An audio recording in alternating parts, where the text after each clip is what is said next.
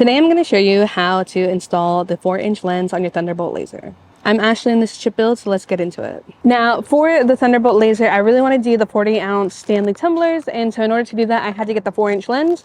So I bought this and it was about $200 and it came really quickly. But so it's really nicely packaged. It comes in this bubble mailer and it is apparently a DIY kit. So let's see what's inside here. So we have the little face plate, we have the lens, and we have the necessary screws that we need.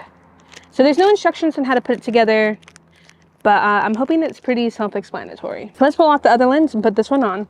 Okay, so we are going to carefully remove the 1.5-inch lens, and we're going to undo these two little thumb screws.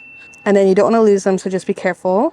I'm going to make sure I have a good grip on this as I take the other thumb screw out. That way nothing falls out. And then I'll gently pull this out.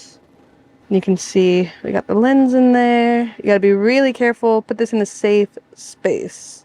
All right, so let's put together this 4-inch lens. So let's get this little plate out.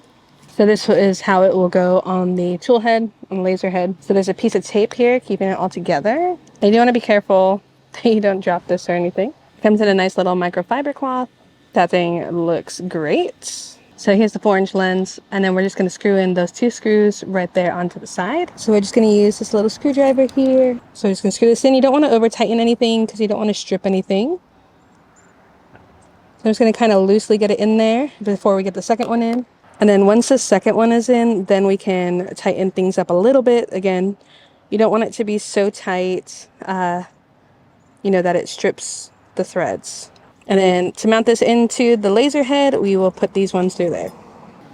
All right, so this will just slot in right there.